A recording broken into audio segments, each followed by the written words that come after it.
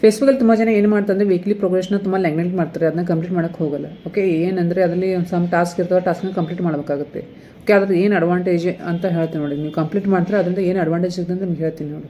ನೀವು ಫೇಸ್ಬುಕ್ಗೆ ಕಂಪ್ಲೀಟಾಗಿ ಹೇಳ್ತೀವಿ, ಈ ಒಂದು ನೀವು ಟಾಸ್ಕ್ನ ಕಂಪ್ಲೀಟ್ ಮಾಡಿದ್ರೆ ನಾವು ನಿಮ್ಮನ್ನ ಒಂದು ವೀಡಿಯೋನ ಪೋಸ್ಟ್ ಮಾಡ್ತಿರ್ತೀವಿ. ನಿಮ್ಮೊಂದು ವೀಡಿಯೋ ಏನಾಗುತ್ತೆ ಅಂದರೆ ನೀವು ವ್ಯೂವರ್ಸ್ ಹತ್ರ ಹೋಗುತ್ತೆ. ಓಕೆ, ಆ ನಿಮ್ಮದೊಂದು ವೀಡಿಯೋನ ನೋಡ್ತಾರೆ, ತುಂಬ ಜನ ಫಾಲೋ ಮಾಡ್ತಾರೆ, ತುಂಬ ಜನ ಶೇರ್ ಮಾಡ್ತಾರೆ, ತುಂಬ ಜನ ಸೇವ್ ಮಾಡ್ತಾರೆ. ಓಕೆ, ಈ ರೀತಿ ಮಾಡಿದ್ರೆ ಏನಾಗುತ್ತೆ ಅಂದರೆ ನಿಮ್ಮದೊಂದು ವೀಡಿಯೋಗೆ ಎಂಗೇಜ್ಮೆಂಟ್ ಜಾಸ್ತಿ ಸಿಗುತ್ತೆ, ವಾಚ್ ಟೈಮ್ ಜಾಸ್ತಿ ಆಗುತ್ತೆ.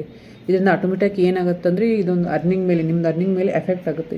ನೀವು ಮಾಡಿದ್ರೆ ಚೆನ್ನಾಗಿರೋ ಅರ್ನಿಂಗ್ ಆಗುತ್ತೆ, ಇಲ್ಲಾಂದರೆ ಇಲ್ಲ. ಓಕೆ, ಇದೊಂದು way of growing your page. Okay, ಈ ಟ್ರಿಕ್ನ ಯೂಸ್ ಮಾಡ್ಕೊಳ್ಳಿ, ಟ್ರೈ ಆದರೂ ಮಾಡಿ. ಅಟ್ಲೀಸ್ಟ್ ಒಂದು ವೀಕ್ಲಿ ಪ್ರೋಗ್ರೆಸ್ನ ಕಂಪ್ಲೀಟ್ ಮಾಡೋದಕ್ಕೆ. ಓಕೆ, ಆಗಿಲ್ಲ ಅಂದರೆ ಪರವಾಗಿಲ್ಲ, ಟ್ರೈ ಮಾಡಿ. 100% ಆಗಿಲ್ಲ ಅಂದರೆ ಆಲ್ಮೋಸ್ಟ್ 50% ಮಾಡೋಕ್ಕೆ ಟ್ರೈ ಮಾಡಿ. ಓಕೆ, ಟ್ರೈ ಮಾಡಿಲ್ಲ ಅಂದರೆ ಏನೂ ಆಗೋಲ್ಲ, ಟ್ರೈ ಮಾಡಿ ನೋಡಿ. ಓಕೆ, ನಿಮ್ಗೇನು ಅನಿಸುತ್ತೆ, ಒಂದು ವೀಕ್ಲಿ ಪ್ರೋಗ್ರೆಸ್ನ ಕಂಪ್ಲೀಟ್ ಮಾಡಬೇಕಾ ಅಥವಾ ಬೇಡವಾ? ಓಕೆ, ನಿಮ್ಮದು ಅನಿಸಿಕೆನ ಒಂದು ಕಮೆಂಟ್ ಬಾಕ್ಸಲ್ಲಿ ಕಮೆಂಟ್ ಮಾಡಿ. ಓಕೆ, ಆಮೇಲೆ ಇದೇ ರೀತಿ ಒಂದು ಒಳ್ಳೆ ವಿಡಿಯೋಗೋಸ್ಕರ ನಮ್ಮದೊಂದು ಫೇಸ್ಬುಕ್ ಪೇಜನ್ನು ಫಾಲೋ ಮಾಡಿ, ಹಾಗೆ ಯೂಟ್ಯೂಬ್ ಚಾನಲ್ನು ಫಾಲೋ ಮಾಡಿ. ಓಕೆ, ಮತ್ತು ಏನು ಮಾಡಿ ಅಂದರೆ be positive and keep creating. Bye.